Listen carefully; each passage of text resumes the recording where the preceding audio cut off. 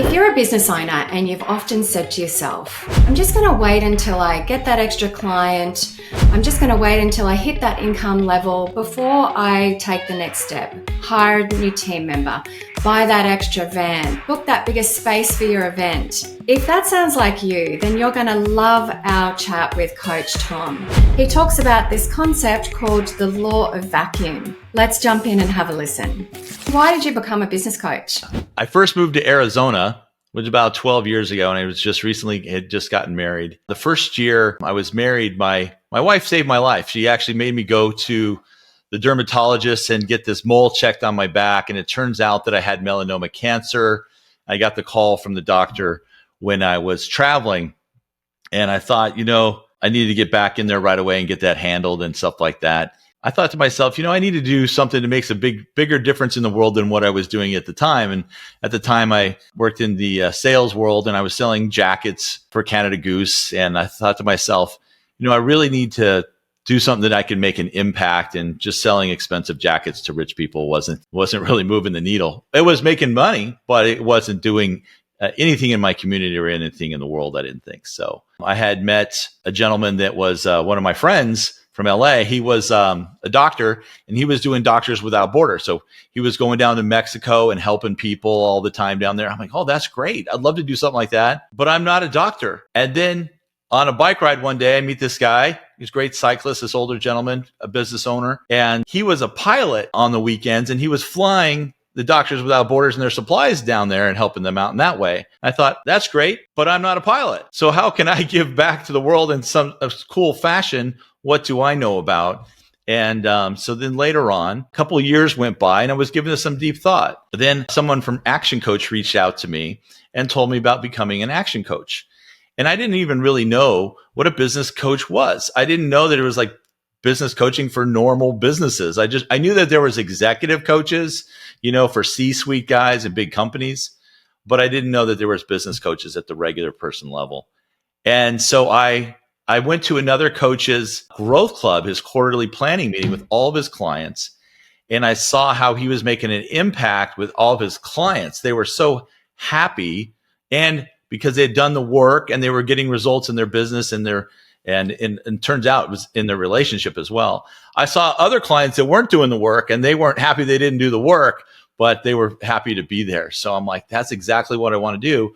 I want to do what this guy's doing and make an impact in the community. So when I find out when you're helping create abundance in a business owner's life, it's not necessarily you have to wait until the business goes from here to here. But as we're scaling the business, a lot of times we're adding jobs. And when you give somebody a job that needs a job or needs a better job, you're creating abundance in that person's family today. So the whole purpose here at Action Coach is to create abundance throughout the world. And mine is creating abundance here in Arizona. And a lot of times it's by creating jobs, not just making more money, but that's part of it too. So getting time, team, and money. Ultimately, those three things lead to freedom. So that's why I became an action coach and a business coach. What's the one thing that you find gets the biggest results in business? They all want more money, more time, or a better team. Usually the ones I meet with, it's not team right away. Team is usually sometimes part of the answer, but usually they don't have the money to develop a team. Or if they do have the money, they don't have time. So it's kind of like they're stuck. If they have plenty of money, but they don't have time to grow or hire a team, where do you start first? So a lot of times it's looking at their time, because that's one thing you can absolutely measure right away. And you can do something about your time, your self-mastery, what you do in the time that you do have, and really focusing on that first.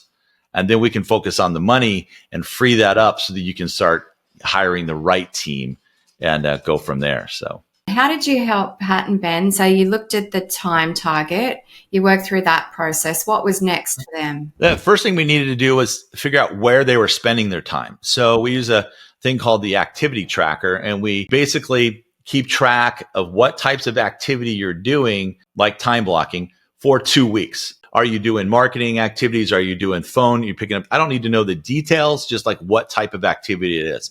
Am I working on client files? Am I training my team? Am I going to an important meeting? Am I going to a useless meeting?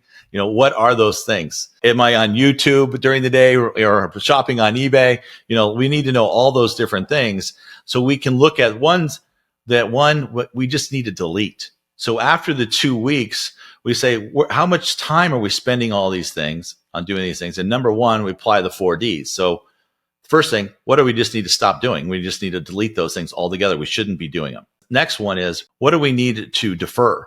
So if it's something, for instance, like if I get some bills laid on my desk right here, I don't stop what I'm doing right now and open them up and get out my checkbook or log in online, pay my bills. No, what I do, I defer it to the end of the week. I stack them up to the end of the week and I do it all at once. And then what are the things that we need to delegate or outsource? So then we delegate it. And well, a lot of people don't have somebody to delegate it to. So we need to find out what it is you need to delegate so that we can hire the right person, or it could be a virtual assistant, or we can automate it with technology these days as well. And then what are the things that we just need? The fourth thing is just what do we just need to do? Like, what is your genius that you're good at that will move the needle for your business? You should be focusing more time on that. So if we can get rid of all these other things so you can focus on those 1, 2, or 3 things that you should be doing, then your business will accelerate much quicker. Walk me through what some of the coaching sessions would have looked like. Well, with those two, I coach them separately. So our one-to-one coaching every week was completely different for what Pat needed and for what Ben needed, even though it was exactly the same company. So because you have different identities and different personalities, they had different needs that they needed to work on. Now, when it came time to goal setting for the company, we would all get together and set those goals together. So the weekly calls were separate, but the quarterly calls were together and setting those. And then we would reevaluate every year and spend about a half a day, what we call the alignment process, and reviewing the whole year, going over there, making sure we're still on target for our longer term goals and resetting those. What's your favorite business book? My favorite business book would be How to Swim with the Sharks Without Being Eaten Alive by Harvey McKay. I read this book probably 25 years ago, and it's all about building relationships and sales so you deepen that relationship so you never lose a customer. Who's been the best mentor or coach for you? I'd have to say Steve Leach, one of the first action coaches down in Australia. He was my master coach for many years, and he's just got so much experience on how to coach businesses today and how you should be becoming a better leader, that I really value his coaching and his friendship. Best piece of business advice you've ever received? Never give up. Like, failure is only failure if you quit. Life is all about making a bunch of failures. So learn to fail fast and move on and learn from it. So you're not going to get it right the first time. So just never quit. Hats off to you for committing to your learning by listening to this podcast. And if you'd like some help implementing some of these strategies, then click the link in the description to find your local action coach. They can help you put these strategies into action and take your business and your life to the next level. In the meantime, like and subscribe so that you're the first to get our next episode. We'll see you soon.